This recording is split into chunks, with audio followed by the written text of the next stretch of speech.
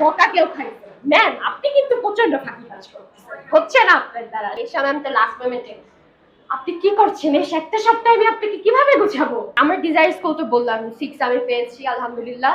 আমি এটা বলবো যে এটা সব মিলে আমার এক্সপিরিয়েন্স খুবই ভালো ছিল, যেটা আমি অন্য কোনো ইনস্টিটিউশন থেকে পাইনি। আর তারা যেভাবে আপনাকে ফোর্স করবে, স্পেশালি আমার মতো ফাঁকিবাজ স্টুডেন্টদের জন্য বলতেছি, কারণ আমরা তো পড়ি না। আমার নাম হচ্ছে শামস। আমি প্র্যাকটিক্যাল ইংলিশের আইএলটিএস একটা পার্ট। সো আমার মতো মনে হয় না আইএলটিএসে কেউ আছে এতটা টাফ হ্যাসেল ফিল করছে, বিকজ আমার মনে আছে আমি 1 থেকে 1.5 মাস টাইম পেয়েছিলাম আইএলটিএসের জন্য ফার্স্ট। তবে আইএলটিএসের এমন কোনো একটা জায়গায় নাই যে আমি আইএলটিএসের জন্য দৌড়াদৌড়ি করি। আমার বাসায় আমার প্যারেন্টস টিচার পর্যন্ত রেখেছিল। আমি অনেক ইনস্টিটিউশনে গিয়েছি ক্লাস করার জন্য। সো আমি আই থিঙ্ক আপনারা জানলে অবাক হবেন আমি কয়বার আইএলটিএসে বসছি।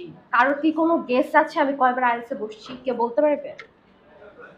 কয়বার মানে একটু আমি জানতে চাই। কারোর কাছে কোনো আন্দাজ আছে যে আমি কয়বার বসছি? 3 টাইম? মোর? মোর? ওকে। সো আমার কয়বার আইএলটিএসে বসা হয়েছে কারো কোনো আইডিয়া নেই। আমার 1 সপ্তাহ পর পর মানে বসতে হইতো ফ্যামিলি প্রেশারের জন্য, যে এখন দাও, খালি দিয়ে দেখো। ওকে। তো এভরি টাইম এক্সামে বসতাম, আসতো না রেজাল্ট, ডিপ্রেশন, অ্যাংজাইটি, কোথায় যাব, কোন ইনস্টিটিউশনে গেলে আমি একটা বেটার রেজাল্ট পাবো, বারবার খালি ভাবতেছি।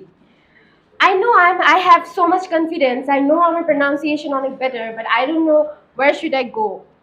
So that's time আমার মা আমার এইসব প্রবলেম থেকে দেখা মানে এত ফেস করতেছি, দেন আমার আম্মু ফেসবুক পেজে আমার যে ইন্সপিরেশন আমার মা, তিনি প্র্যাকটিক্যাল ইংলিশের একটা দেখে, অ্যান্ড দেখার পর সে বললো চলো আই থিঙ্ক তোমার এখানে তোমার প্রবলেমটা সলভ হবে। তো এখানে আসি আমি। আমার মোস্ট প্রবলেম ছিল হচ্ছে রিডিংয়ে আর হচ্ছে হলো রাইটিংয়ে। আই নো আমার ডিজায়ার স্কোর অনেক বেশি ছিল না, যেহেতু আমার অস্ট্রেলিয়া প্ল্যান ছিল আর তখন লেভেল 1-এ ছিল। আমি ওভারঅল 6 পেলেই হয়ে যেত, বাট কোনো কারণে আমার আসতেছিল না, কোনোভাবেই আসতেছিল না। সো যাই হোক, আমি অনেক ট্রাই করি। আমার বাসায় 1 মাসের জন্য টিচার রাখা হয়, যার প্রত্যেক দিনের বাজেট ছিল 1,000 টাকা। তো 1 মাসে আমি 30 দিনে 32,000 টাকা খরচ করে ফেলেছি টিচারের পিছনে। তারপর কোর্স করতে যাই, ওখানে খরচ করি 15,000 টাকা। এভাবে করতে করতে কোনো জায়গায় অফ যাওয়া হয় নাই, সব জায়গায় গিয়েছি। তারপর আমি আসি প্র্যাকটিক্যাল ইংলিশে। ম্যামকে তখন বললাম ম্যাম আপনি নাকি ম্যাজিক্যাল ম্যাম, যে কিনা জাদু দিয়ে সবকিছু করে ফেলতে পারে, তো আমারও আপনার জাদু দরকার। তারপর থেকে শুরু হলো প্র্যাকটিক্যাল ইংলিশের জার্নিটা। আমি খুব বেশি টাইম পাইনি, আমার হাতে 1 মাস সময় ছিল। আমার মনে আছে আমি ডিসেম্বরের 7 তারিখে ক্লাসে ঢুকি, আর আমার অলরেডি আমি আসার আগে আমার ডেট ফিক্স করে ফেলছিলাম আইএলটিএস দিতে হবে জানুয়ারির 7 তারিখে, কারণ আমার ফেব্রুয়ারি ইনটেক ধরতে হবে অস্ট্রেলিয়ার। কথা হচ্ছে প্র্যাকটিস করছি, রিডিংয়ে কোনোভাবেই 15-এর উপরে আর ওঠে না। কি করব, করে যাচ্ছি। এবার আসলো ম্যাম রাইটিংটা কিভাবে উন্নত করব, 5.5ই থেকে যায়, উঠে না, কোনোভাবেই উঠে না। ঠিক আছে, তারপর ম্যাম বললো আমরা যেভাবে গাইডলাইন করব সেটাতে আপনার 5.5 থেকে 6.5-7 উঠবে। যাই হোক, আমি তো আবার ফাঁকিবাজ স্টুডেন্ট। সো ম্যামদের কাছ থেকে যাই হোক প্রপার গাইডটা পেয়েছি দেখে হয়তো বা আমার 1 সপ্তাহ 15 দিনের মাথায় 5.5 থেকে ইজিলি আমি, আপনারা আই থিঙ্ক এখানে যারা আছেন আপনারা ভালো মতো জানেন যে আমাদেরকে একটা রাইটিংয়ের জন্য প্রপার গাইডলাইন প্রোভাইড করা হয়। সো ওই গাইডলাইনটা যদি কেউ প্রপারলি প্র্যাকটিস করতে পারে, আমি প্রপারলি আই থিঙ্ক ইউজও করিনি আমার এক্সামে, তাতে আমি 5.5 থেকে 6-এ চলে আসছিলাম। তো এখানে আরো অনেকে স্টুডেন্ট আছে যারা প্রপার ইউজ করে 5.5 থেকে 6.5-7ও পেয়েছে। তো আমি এটা বলবো যে এটা সব মিলে আমার এক্সপিরিয়েন্স খুবই ভালো ছিল, যেটা আমি অন্য কোনো ইনস্টিটিউশন থেকে পাইনি। আর তারা যেভাবে আপনাকে ফোর্স করবে, স্পেশালি আমার মতো ফাঁকিবাজ স্টুডেন্টদের জন্য বলতেছি, কারণ আমরা তো পড়ি না। তো এরা দিয়ে ওয়াজ লাইক প্রেশার আসছে না পড়তে হবে। অ্যান্ড স্পেশালি আমি রিফাত স্যারকে থ্যাঙ্কস জানাতে চাচ্ছিলাম এই টাইমটাতে।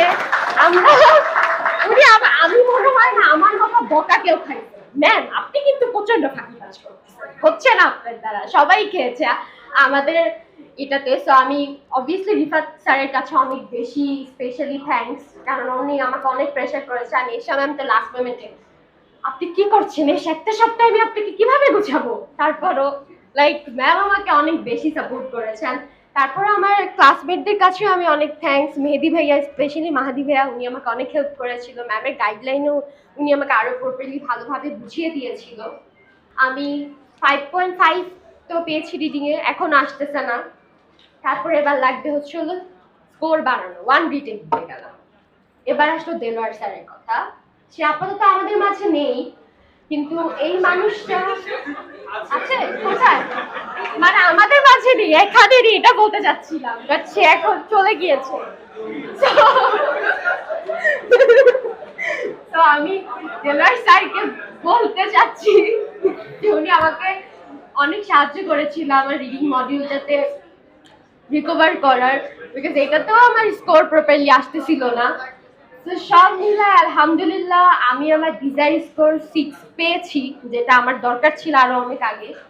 So thanks to Practical English and all the teachers, Anik sir, Rifat sir, specially Esha ma'am, Delwar sir, Mamun sir, সবাইকেই ধন্যবাদ যারা আমাকে এত সুন্দরভাবে একটা প্রপারলি গাইডলাইন দিয়ে আজকে এই পর্যায়ে এনেছে। Thank you to all. And yeah, আমার ডিজাইন স্কোর তো বললাম 6 আমি পেয়েছি আলহামদুলিল্লাহ। তো ইয়া, উইশ মি লাক যেন আমি আমার ডেস্টিনেশনে যেতে পারি। Thank you so much.